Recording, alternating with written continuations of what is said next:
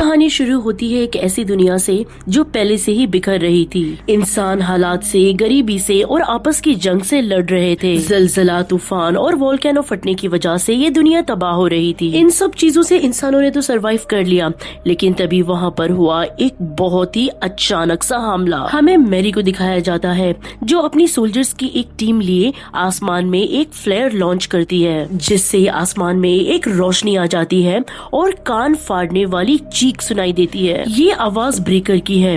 ये बड़े बड़े खतरनाक मॉन्स्टर्स हैं जो दुनिया की तबाही के बाद जमीन को फाड़कर जमीन के नीचे से निकल आए थे। जैसे ये मॉन्स्टर हमला करते हैं, मैरी और उसकी पूरी टीम अपनी जान की बाजी लगाकर उन मॉन्स्टर से लड़ने के लिए निकल जाती है। और यहाँ से कहानी सीधा 15 साल आगे जाती है, जहाँ हमें मैरी को वापस दिखाया जाता है जो अब भी जिंदा है। मैरी अपने हस्बैंड जॉन और अपनी छोटी बेटी विला के साथ एक घर में रहती है। दरअसल मैरी एक सोल्जर है, इसलिए मैरी की बेटी विला की पढ़ने की और उसे संभालने की जिम्मेदारी उसके पति जॉन की है। जॉन इस बार अपनी बेटी विला को समझा रहा था ब्रेकर्स के बारे में। विला पूछती है कि क्या ये एलियंस है। जॉन बताता है कि ये ब्रेकर्स एलियन नहीं है और ये ब्रेकर्स हमेशा जमीन के नीचे ही छुपे हुए थे। और फिर जब जमीन फटी, ये लोग बाहर निकल आए और जिस जगह से जमीन फटती है उस जगह को दी स्टिच का नाम दिया जाता है। और अभी जो एटॉमिक हमले हुए हैं, जिस वजह से वो बैरियर टूट गए, वो स्टिच खुल गए, जिस वजह से ये ब्रेकर ऊपर आ गए। खैर, यहाँ पर विला को ब्रेकर्स के बारे में जानने में कुछ भी इंटरेस्ट नहीं था। वो अपने पिता से कहती है कि मुझे किसी हीरो की कहानी सुनाए ना, चलिए कॉर्डिएक की कहानी सुना दे। कॉर्डिएक एक लेजेंडरी हीरो था। कहा जाता है कि उसने अपनी कुल्हाड़ी की मदद से एक बार में 100 ब्रेकर्स को मार दिया था। मैरी जब घर आती है, वो भी विला को बहुत सारी कहानियाँ सुनाती है, जैसे कि फूलों की, रंगों की, जानवरों की। लेकिन इस दुनिया में अब ये सारी चीजें खत्म हो गई थी। ये लोग अपना फैमिली मोमेंट अब एंजॉय ही कर रहे थे। तभी उनकी पूरी बिल्डिंग जोरदार झटके के साथ हिलने लगती है। बाहर मिलिट्री ट्रक्स आ जाती है। फिर अनाउंसमेंट होती है कि उन्हें फौरन यहाँ से निकलना होगा, क्योंकि यहाँ पर भी अब ब्रेकर्स आने वाले थे। ये लोग अपने घर में विला की बर्थडे सेलिब्रेट कर रहे थे और वहाँ पर सारा माहौल जल्दी से गर्म हो जाता है। मेरी जल्दी से अपनी बेटी को एक गिफ्ट देती है और जल्दी से ब्रेकर को मारने के लिए अपने मिशन पर चली जाती है। ये लोग जब घर के नीचे उतरते हैं, तभी इन्हें पता चलता है कि इस बार बहुत ही ज्यादा सख्त रूल बनाए गए हैं कि सोल्जर्स को अलग गाड़ी में जाना होता है और उनकी फैमिलियों को अलग गाड़ी में। और इसी वजह से मैरी अपनी टीम के साथ चली जाती है और जॉन और विला दूसरे लोगों के साथ ट्रक में चले जाते हैं। रास्ते में एक आदमी जॉन के पुराने जख्म को देखकर डर जाता है। उसे ऐसे लगता है कि जॉन इन्फेक्टेड है। दरअसल जो ब्रेकर्स होते हैं, अगर वो किसी को काट लेते थे तो उसे भी इन्फेक्टेड कर देते थे और वो इन्फेक्टेड हुए इंसान एक अजीब से मॉन्स्टर में बदल जाते थे, जिन्हें हाइब्रिड कहा जाता है। जॉन सबको यकीन दिलाता है कि वो इन्फेक्टेड नहीं है। वो यहाँ तक ये भी कहता है कि अगर मेरे अंदर इन्फेक्शन के एक भी सिम्टम्स पाए गए तो मैं खुद को गोली मार दूंगा और बाकी लोगों को सेव कर दूंगा। आजू बाजू से धमाकों की आवाज आ रही थी। अपने डर को कम करने के लिए लोग कोडियक की कहानी बोल रहे थे। तभी वहाँ पर जॉन कहता है कि कोडियक की कहानी में लड़ाई मैटर नहीं करती, उसके अंदर वो हिम्मत मैटर करती है जो उसके अंदर थी, और उसी हिम्मत से उसने बहुत सारे बीकर को मार दिया था। कहता है कि हमें भी हमारे अंदर वही हिम्मत और उम्मीद रखनी होगी। तभी हम ये देखते हैं कि जॉन की बेटी विला सो जाती है और तभी हम देखते हैं कि गोली और चीखों की आवाज उसकी आंखें खोल देती है। ट्रक वहाँ पर रुक जाता है। ट्रक के आसपास एक सन्नाटा छा जाता है। ट्रक के दरवाजे के अंदर एक बड़ा सा पंचा अंदर आता है और वो एक औरत को अपने साथ घसीट लेता है और खींचते हुए अंधेरों में ले जाता है।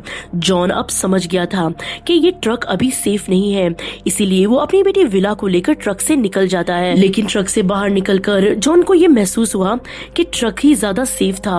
उन्होंने बाहर निकल के गलती कर दी, क्योंकि बाहर का मंजर बहुत ही ज्यादा भयानक था। वो देखते हैं एक मॉन्स्टर ने एक बच्चे को खींच लिया था और उसकी माँ अपने बच्चे के लिए चीखती रहती है। यहाँ पर बहुत सारे ब्रेकर्स थे, जिस वजह से ये लोग एक ट्रक के नीचे जाकर छुप जाते हैं और ट्रक के नीचे वो ब्रेकर विला को देखने वाला होता है। तभी वहाँ पर एक सोल्जर आता है जो ब्रेकर को गोली मार देता है। लेकिन जब गोली से उस ब्रेकर को कुछ भी असर नहीं होता तो वो सोल्जर अपनी तलवार निकालकर बहादुरी से उसका सर काट देता है। सोल्जर ने जब अपना हेलमेट निकाला तब पता चला कि वो तो मैरी थी और उसी ने ही अपनी बेटी को बचाया। वो जल्दी से अपनी बेटी और अपनी फैमिली को यहाँ से भागने का ऑर्डर देती है। तब वो लोग वहाँ से भाग रहे होते हैं। विला भागते वक्त इस जंग की असलियत देखती है। खून से भरे लोग और बहुत सारी चीखें। वो देखती है कि यहाँ पर एक बूढ़ा आदमी ब्रेकर के काटने से इन्फेक्टेड हो चुका था। उसकी आंखों से काला खून निकल रहा था और एक सोल्जर को उस बूढ़े आदमी को गोली मारनी पड़ी। तभी वहाँ पर जॉन देखता है कि मैरी के चेहरे पर खून लगा है। मैरी कहती है कि वो ठीक है। तभी वो देखते हैं कि पीछे उनके एक ब्रेकर आ रहा था। यहाँ पर मैरी को एक बहुत ही मुश्किल फैसला लेना पड़ा। उसने अपनी फैमिली को आगे बढ़ने के लिए कहा और वो खुद ब्रेकर को मारने के लिए वापस मुड़ गई। विला चीखती रही, रोती रही अपनी मॉम के लिए, लेकिन जॉन दिल पे पत्थर रखकर अपनी बेटी को आगे लेकर बढ़ने लगा। सुबह होते होते जॉन और विला एक समुद्र के किनारे पहुंच जाते हैं, जहाँ पर जॉन ने एक बोट छुपाई रखी थी। तभी वहाँ पर एक आदमी भी आ जाता है जो डर से कांप रहा था। उसके पास एक बंदूक भी थी। बंदूक दिखाते हुए वो जॉन को कहता है कि मैं भी तुम्हारे साथ बोट में आऊंगा। जॉन जानता था कि ये बोट बहुत छोटी है और 3 लोगों का बोझ ये नहीं सह पाएगी। जॉन बहाना बनाता है और केविन को थोड़ा दूर ले जाता है। हमें ये मूवी में दिखाया तो नहीं जाता, लेकिन साफ समझ आ जाता है कि जॉन ने अपनी बेटी को बचाने के लिए उस आदमी को मार दिया था। वो अकेला वापस आता है और विला को लेकर समुद्र में निकल जाता है। वो एक सुनसान आइलैंड पर पहुंच जाते हैं और यहाँ पर 1 साल गुजारते हैं। आइलैंड में सरवाइव करने के लिए जॉन और विला ने अब तरीके ढूंढ लिए थे। विला भी अभी बड़ी हो गई थी और बहुत ही ज्यादा स्ट्रॉन्ग भी हो गई थी।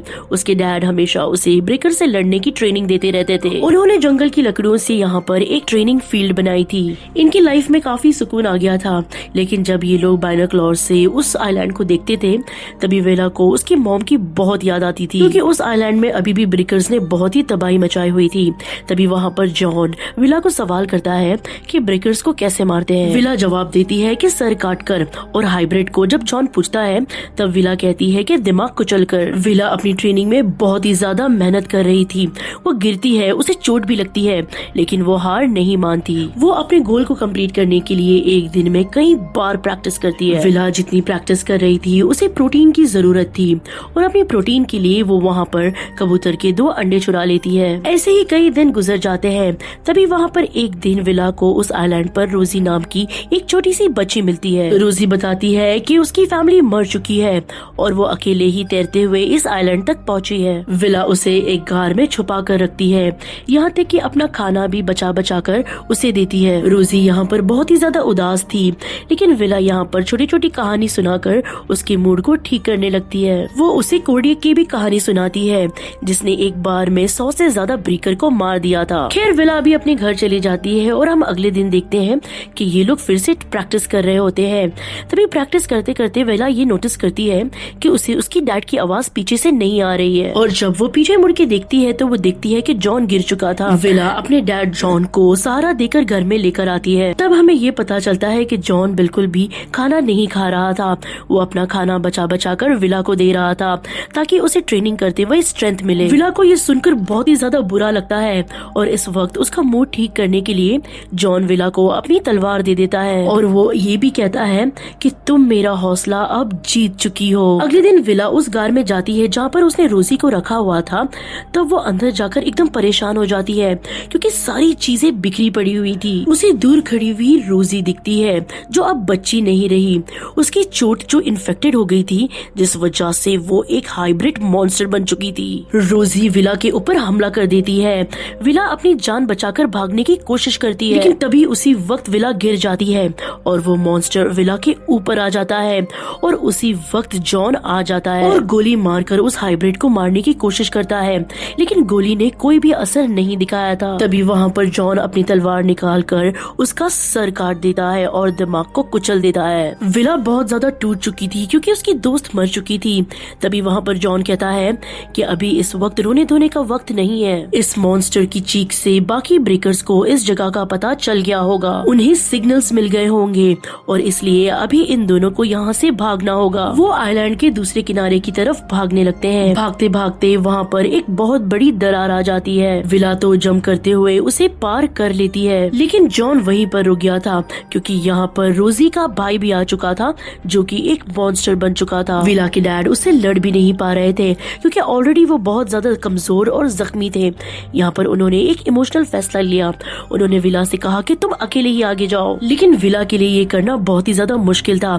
इसीलिए वो वापस अपने डैडी को बचाने के लिए आई और जिंदगी में पहली बार उसने एक मॉन्स्टर से मुकाबला मुकाबला किया और अपनी तलवार से उस मॉन्स्टर का सर काटकर अपने डैड को बचा लिया। वो यहाँ से जब जाने ही वाले थे तभी वो देखते हैं कि बिना सर का ये मॉन्स्टर अभी भी लड़ रहा था, क्योंकि विला ने उसका दिमाग को नहीं कुचला था।